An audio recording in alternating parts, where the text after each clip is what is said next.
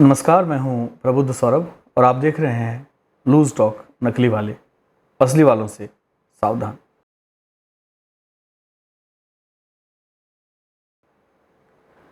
बुरा बनना इतना आसान नहीं होता। बुरा बनने के लिए खराब नीयत, बेशर्मी और बेगैरती के साथ साथ कलेजा भी चाहिए होता है। ऐसे ही बुरे लोगों में आते हैं मोहल्ले और शहरों के बदमाश। आज लोग इंजीनियर, डॉक्टर, सीए, वकील, पत्रकार, बिजनेसमैन जैसे आसान रास्तों को चुन रहे हैं, लेकिन बदमाश बनना कोई नहीं चाह रहा। एक ज़माना था जब बदमाशों के भी ख़ानदान और घराने हुआ करते थे, लेकिन आजकल के माता पिता टीवी और सोशल मीडिया पर अच्छाई की दुनिया देख देख कर गुमराह हो गए हैं और अपने बच्चों को बदमाश बनने से रोक रहे हैं। अगर यही हाल रहा तो वो दिन दूर नहीं जब चोरी, डकैती, गुंडागर्दी, छिनतई, जेब तराशी और धमकी जैसी विधाएं सिर्फ किताबों में दब कर रह जाएंगी। लिहाजा इस समय हमारे समाज को ज़रूरत है ऐसे युवाओं की जो बदमाशी की परंपरा को आगे ले जाएं। हमारे आज के मेहमान इसी सिलसिले से आते हैं। वो वेस्टर्न यूपी के रहने वाले हैं, खुद को बदमाश कहते हैं। लूट, फिरौती और चोरी जैसी घटनाओं में ये मास्टरमाइंड है। इनका नाम कोई दूसरा ले, ये इन्हें बिल्कुल भी पसंद नहीं है। तो आइए हम इनसे ही पूछते हैं इनके बारे में। एक बात बतलाऊं तुझे मैं, तू आखिरी जिंदा आदमी जिसने इतनी बातें करी मेरे से। नहीं तो जिसने इतनी बातें करी ना, वो अपना नाम बताइए। मेरा नाम है जी कल्लू सांडा। मैं बदमाश हूँ। मेरा बापू बदमाश था। नहीं, आपको आपके पिताजी तक जाने की कोई ज़रूरत नहीं है। हमने आपके पिताजी का नाम नहीं पूछा है, हमने आपका नाम पूछा है। आपके पिताजी की ज़रूरत अगर होगी हमें तो हम बीच में पूछ लेंगे आपसे। ऐसा है, अम्मा रही नहीं, भाई है नहीं, बीवी मिली नहीं, तो औलाद भी नहीं हुई।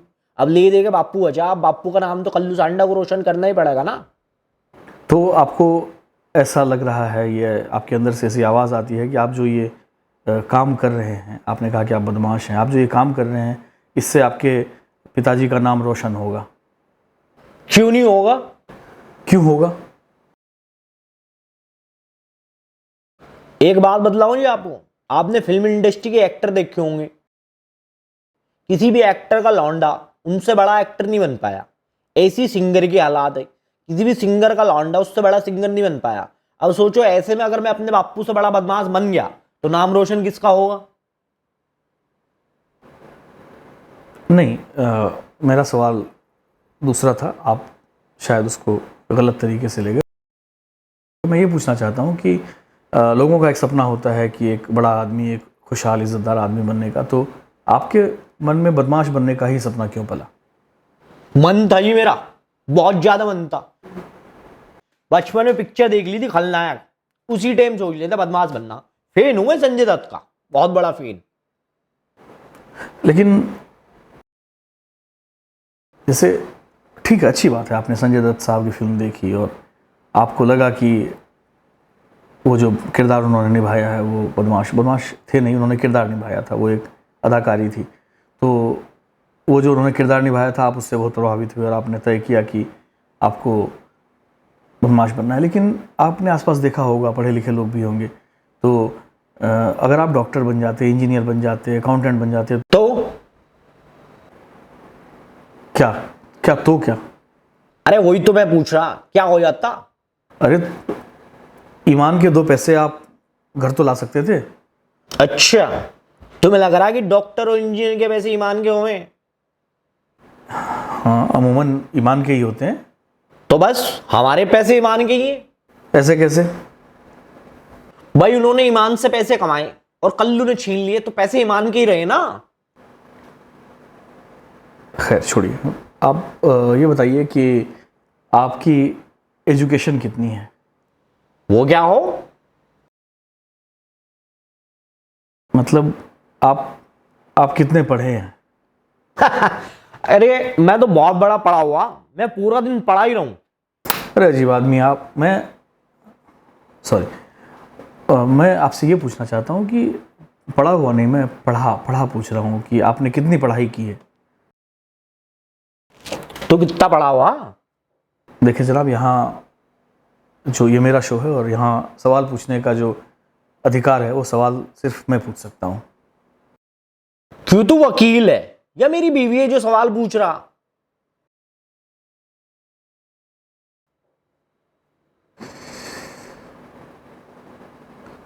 आपसे एक सीधा सीधा सवाल मैंने पूछा था, एक सीधी सी बात थी, आपने उस बात का भी बतंगड़ बना दिया। बात का बतंगड़ी बना आज तक? बात का कभी कबूतर बनता सुना तुमने? ठीक है, मैं दोबारा कोशिश करता हूँ। आपने कितनी पढ़ाई की है, आप कितना पढ़े लिखे? ठीक है, कोई बात नहीं, तू दोबारा कोशिश कर रहा तो मैं भी दोबारा कोशिश करता हूं। अब बता तू कितना पढ़ा हुआ? अरे यार, मैं जितना भी पढ़ा लिखा हूं, मैं आपसे ज्यादा जरूर पढ़ा लिखा हूं। ओ कम चिल्ला जरा। लास्ट टाइम जिसने इस तरह चिल्ला कर बात करी थी ना, उसकी उंगली मोड़ के मैंने यहां मिला दी थी। उसके बाद नमस्ते भी ऐसे करे आज तक वो।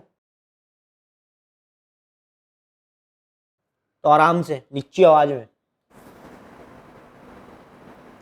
MBA मैंने MBA तक की पढ़ाई की है। उसमें क्या पढ़ावे? उसमें मैनेजमेंट पढ़ाते हैं। MBA का मतलब है मैनेजमेंट, कामों को कैसे मैनेज करना है ये पढ़ाते हैं। अरे बावड़े, किसी ने गलत पढ़ा दिया तुझे। काम मैनेज नहीं होता, आदमी मैनेज हो रहे। मतलब? अरे यार, बहुत आड़ू आदमी यार तू है। चोरी करनी हो तो चौकीदार को मैनेज करो, है डकैती करनी हो तो थानेदार को मैनेज करो, और अगर जेल से भागना तो जेलर को मैनेज करो, और अगर जमानत लेनी तो सरकारी वकील को मैनेज करो, और बाइज्जत भरी होना ना, आगे तू समझदार होगा, इतना तो पता ही होगा।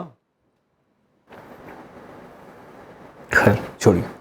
आप जैसा कि मैं रिकॉर्ड शीट देख पा रहा हूँ, आप 15 दिनों के बाद, अभी से ठीक 15 दिनों के बाद आपकी सज़ा पूरी होने वाली थी, आप जेल से छूटने वाले थे, तो आप फिर जेल से भागे क्यों?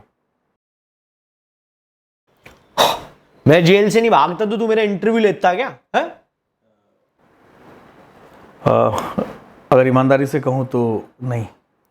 बस इसीलिए भागा था जी, फेमस होना था मुझे। मैं पश्चिम यूपी का सबसे बड़ा बदमाश बनना चाह रहा जी। शौक है मुझे, बस एक ही चीज का शौक है।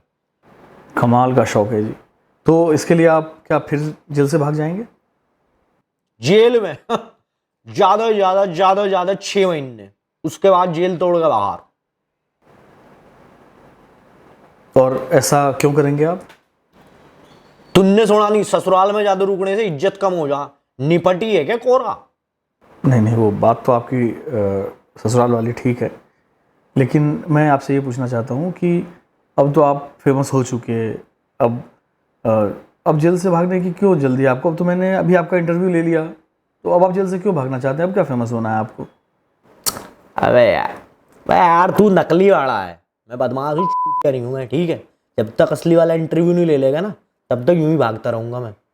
इधर सुन, हाँ डरे ना, इधर सुन जरा।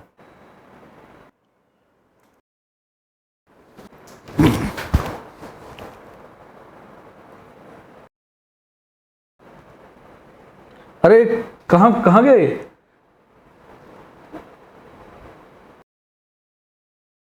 लगता है यहीं से भाग गए। बहरहाल जो भाग गया वो तो भाग गया। आप अब भागने वाले को कौन रोक सकता है, जाने वाले को कौन रोक सकता है, लेकिन आप देख रहे थे लूज टॉक नकली वाले, असली वालों से सावधान। जुड़े रहिए हमारे शो के साथ। मैं प्रबुद्ध, नमस्कार।